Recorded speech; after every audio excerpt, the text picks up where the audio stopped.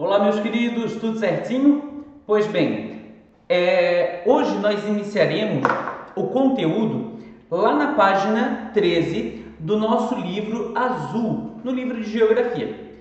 E aí, começaremos então falando sobre a parte da hidrografia da Europa e vamos se estender até a página 18, 19, mais ou menos ali do nosso livro.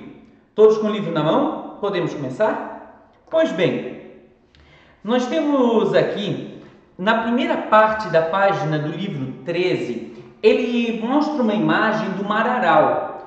Primeira coisa que a gente deve lembrar, o Mar Aral, ele não é mar. A gente usa essa expressão porque ele tem uma imensidão, ele é muito grande, ou pelo menos era.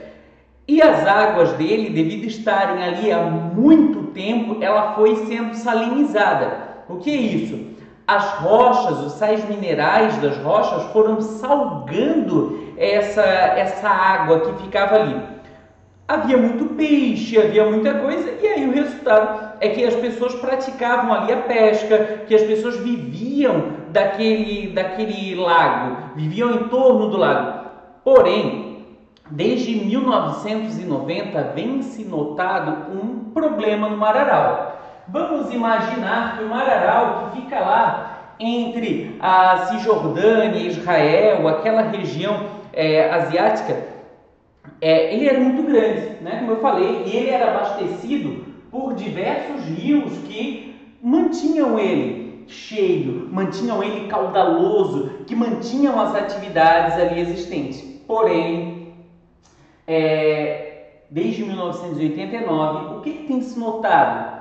Com o aumento da agricultura naquela região e com as práticas de irrigação nessa região, as pessoas que moram às margens do Aral e praticam a agricultura aqui passaram a captar a água destes rios para irrigar a sua produção. O resultado disso é que a quantidade de água que chega no Aral ele está cada vez menor. Qual seria o resultado disso? Qual é o resultado disso? Vocês já pensaram? Sim. Se você falou, se você pensou a diminuição do nível da água do Aral, você está totalmente certo, pois é justamente isso que está acontecendo. Ou aqui, a diminuição dele está muito grande, ao ponto de que essa área toda que antes existia, ela basicamente não existe mais. Hoje nós temos manchas de água como se fossem até poças de água onde antes era o Aral. Ele está muito salinizado, tal como o Mar Morto. A quantidade de peixes que se tinha antigamente já não se existe mais devido a esta situação. É um problema muito complicado, não só ambiental, mas também um problema social. Para vocês terem noção, as pessoas que viviam ao redor do Aral, elas não eram pessoas que começaram a viver no Aral no século passado. Acredita-se que aproximadamente aí entre 5 e 10 mil anos atrás já haviam pessoas morando ali. A diferença é que antes a agricultura era praticada de modo diferente. A irrigação na agricultura é algo mais atual e isso faz com que gerou este grande problema que a gente vê.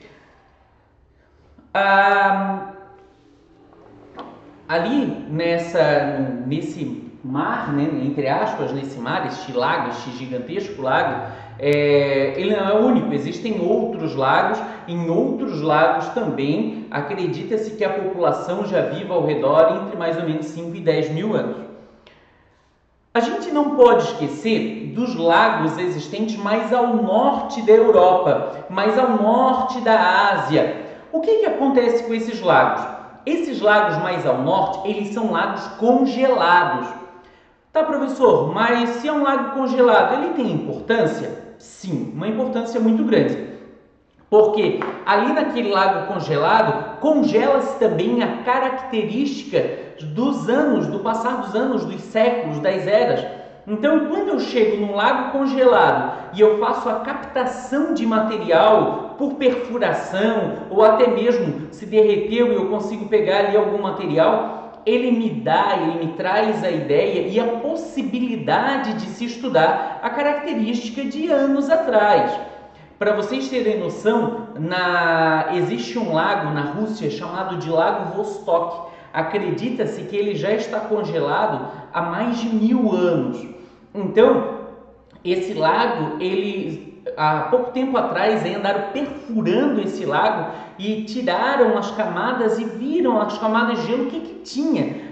Inclusive encontraram materiais, encontraram insetos, encontraram um monte de coisa que remonta a períodos passados, insetos que hoje não existem mais, flores que hoje não existem mais, o gelo que antes o lago era mais afastado e agora o lago é mais próximo, ele é maior. Então existe toda uma característica que vai mudando e que esse gelo consegue me trazer, e por isso que ele é importante para o estudo. Então a gente fala que esse material são registros históricos, certo? Não podemos também esquecer que além de lagos como este daqui, nós temos ali na Europa, por exemplo, lagos formados em chamadas falhas tectônicas. Até existe uma fonte hídrica que é muito conhecida por Mar Vermelho. O Mar Vermelho, que ele fica ali entre a África, ele pega ali uma parte, né, da Ásia, uma parte da Europa, e que inclusive já foi falado num período da Bíblia e tal. Então ele é um mar de muita importância para aquela região, e já é importância há muito tempo. Este mar, ele é formado numa falha tectônica. O que é isso? Houve ali a transformação do relevo, um relevo tectônico onde as placas se abriram, se movimentaram no movimento de afastamento. Também a gente chama de movimento convergente, então ele abriu e possibilitou então que as águas do mar passassem por aquela região. Também é um mar de grande importância. Isso também vai acontecer na região do Rift Valley, na África, entre outros locais. Já na Ásia, por sua vez, tem um fato interessante se a gente analisar ali os rios. Grande parte dos rios asiáticos, eles são chamados de rios endorreicos. Pô, professor, eu nunca ouvi falar esse nome, que nome estranho. Um rio endorreico é um rio que ele deságua dentro de outros rios dentro do continente. Por isso que ele é endo. Professor, mas e se este rio, por um acaso, ao invés dele desaguar dentro do continente, se ele desaguar fora do continente, se ele desaguar lá no oceano, aí não é mais endo, porque endo significa dentro. Então ele é um rio chamado de exorreico. Exo, fora. Então ele saiu do continente e ele desagou lá no mar, exorreico. E por último, existe um modelo hídrico, na verdade, chamado de arreico. Arreico, este A significa uma negação. Se ele é uma negação, ele não vai desaguar em lugar nenhum. Seria como o caso do Aral. O Aral, ele está ali, é um lago gigantão. Ele não vai desaguar, a água não vai sair dali e ir para o oceano, não vai desaguar em outro rio. Então, é um caso chamado de arreico. Essa nomenclatura pode aparecer aí numa avaliação, pode aparecer numa futura prova no vestibular e geralmente até causa confusão nas pessoas porque nunca ouviram falar desses nomes, que são bastante diferentes. Mas, apesar de diferente, quem sabe você pode colocar aí no seu animalzinho de estimação. Já pensou chamar seu cachorrinho de endorreico? É uma possibilidade. Bom, vamos então passar um pouquinho e vamos falar sobre a Oceania. A Oceania, ela é configurada por ilhas, em grande parte por ilhas. Nós temos uma ilha ali bem grande, que é a parte da Austrália, temos depois a Nova Zelândia, temos a Papua Nova Guiné e temos diversas ilhas em diversos modelos de formação. Nesses diversos modelos de formação, nós vamos encontrar diversos modelos também de rios.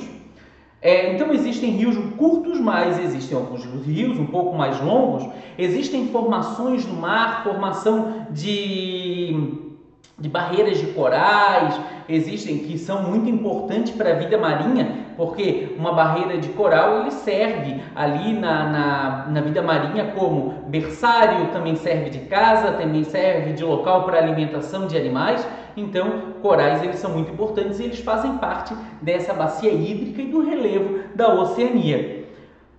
Tá, professor, mas a Oceania, o professor falou que são diversas ilhas. Como elas são formadas? Pelo extravasamento do magma, em sua grande parte. Então, são ilhas magmáticas, de rochas magmáticas.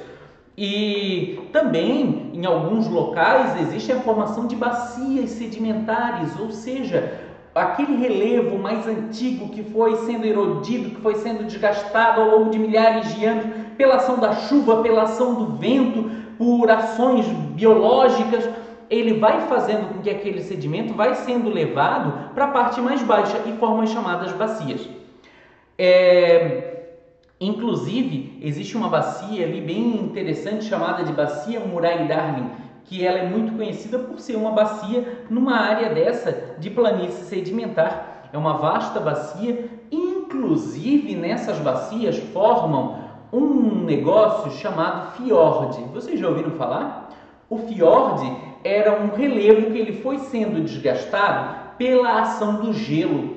Então, quando ele foi sendo desgastado pela ação do gelo, ele foi tomando uma nova roupagem, uma nova forma. E aí, nessa nova forma, isso possibilitou com que o mar adentrasse o continente por essas formas de relevo. Então, temos aqui geralmente um relevo até um tanto quanto alto, relativamente alto, forma aquela depressão, que é uma depressão neste caso absoluta, e que faz com que o mar passeie por ali, com que a água consiga entrar e sair do continente. Pois bem, meus queridos, então a nossa aula de hoje ela termina por aqui. Começamos então falando lá sobre a Europa e viemos até a Oceania. Deixarei algumas atividades para vocês, atividades simples, e será bem tranquilo de vocês fazerem. Meus queridos, um abração e até a nossa próxima aula. Tchau, tchau!